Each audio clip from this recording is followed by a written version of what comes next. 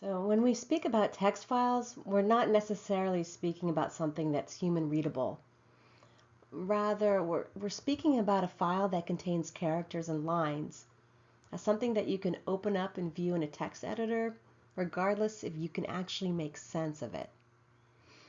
Some examples of text files that you may have encountered include file outputs from command line programs, HTML files, word processing documents, and of course Python code, and of course there's many other types of text files. In contrast, there might be another file type that you encounter on a day-to-day basis called a binary file. And this type of file is not made of characters and lines, but of bytes. So some examples of binary files include JPEGs and PNG files, audio files, video files, and compressed files. If you're not sure whether a file is text or binary, there's a very simple way to tell. Just try to open it up in a text editor. If your file displays without any problems, then it's text. Regardless if you can make sense of it, it might be, just rows and rows and rows of letters and numbers, but if you could decipher that they're letters and numbers, that's a real text file. If it's not that type of file, you'll get a warning from your text editor, or the file will display indecipherable characters, like such as squares and just very weird characters, and that's definitely binary. So in this slide, we're going to start with a very simple text file that I created. It's called example1.txt. It was created in Notepad, and as you can see, I just have numbers 1 through 30 here. And then at the bottom of the text file, I have some written out numbers, 1 to 7. So the first thing you need is the file name, and then often, depending on what directory you have open in Python, you might need the file path. So this would be how you open your file. Use the open function along with the file path and file name, or if you're already in that directory, it would just be the file name. And then the contents of the file will be stored in the variable f. So this is called a file object, and it's a new type that we haven't encountered before. It's a little more complicated than a string or a number type that we've seen in the previous slides. With strings and numbers, it's easy to understand what they represent because you have your variable, then you have an equal sign, and then you have your numbers, your array, your string. But a file object, in contrast, represents something that's not as tangible. It represents a file on your computer's hard drive. And you'll see that most of the time when we want to use a variable containing a string or a number, we just use that variable name. But when we're working with file objects, most of our interaction will be through methods.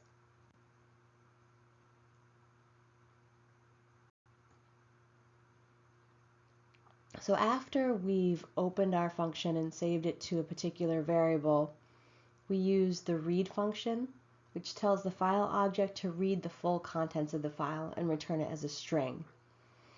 So we have f, which we opened, and then we have the read function, and then we're storing the contents in the variable df.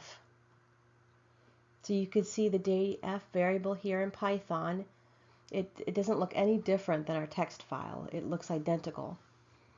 And if you want to read it in the console, of course, we can print this.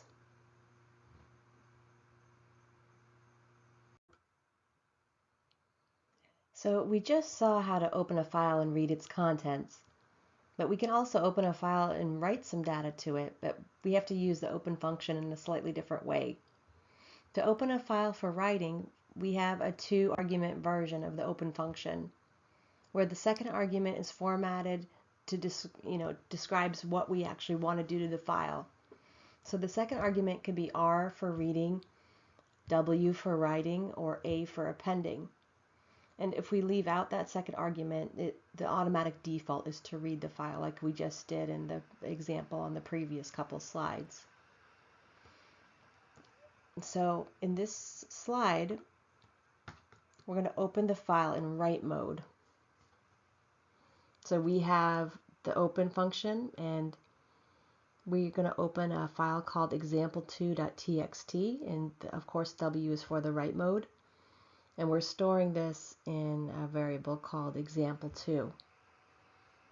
Then we're going to use write to write a sentence to the file. So the write file method is used to write some text to it, and it works a lot like the print method. It takes a single string argument, but instead of printing to the console or the screen, it writes to the actual file itself. After we've written to the file, we're going to close the file. And calling close is just a good habit. Some people don't do it, but it may avoid some sort of bugs that are hard to track down in the future. So I would just get into a habit of putting close into your code. So if we go ahead and open the example2.txt, you'll see that the hello everyone statement was written to that file.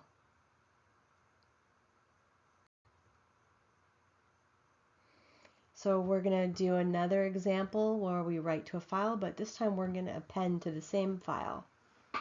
So we're going to use the open function again. We're going to open the same file, example2.txt, and we're going to use A for append.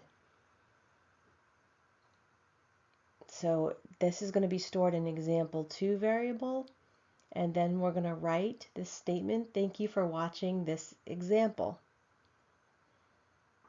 And then of course we're going to close our file.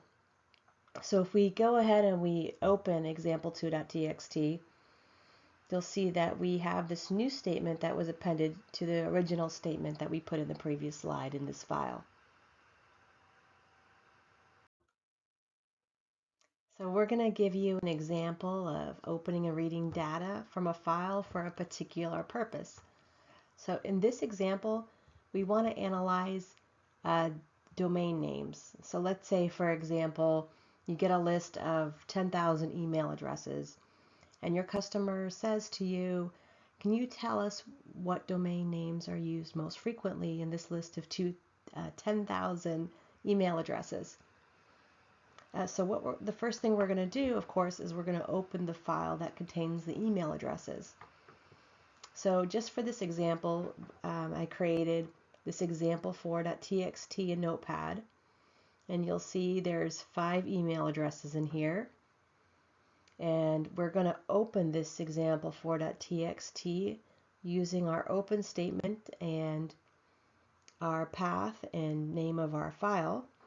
We're storing that in this f variable, and then we're going to read the file here with this command, and we're storing the content in a variable named content. So when we pull this up in Python, you can see here it looks identical again to the text file. So this is the variable content in Python. And of course we're going to close the file because we do that at the end of all of our functions where we open files.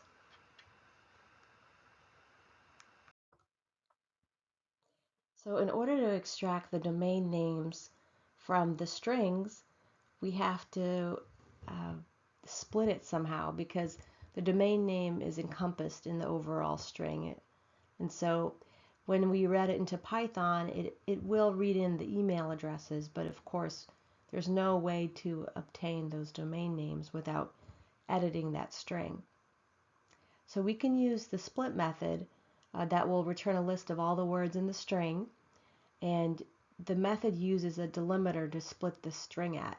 The default, of course, is a space, which is great, but in our particular case, we probably need more than one type of split, because we have the @ sign and then we have a period, and we'll have to split the string at those points in order to extract the domain name. So if we go ahead and we take our content variable and we split it at the @ sign, we're going to store the contents in word 1. Of course, if we split at the default, which is spaces, we're going to store that in words. And if we use the period as a delimiter, we're going to store that in words too.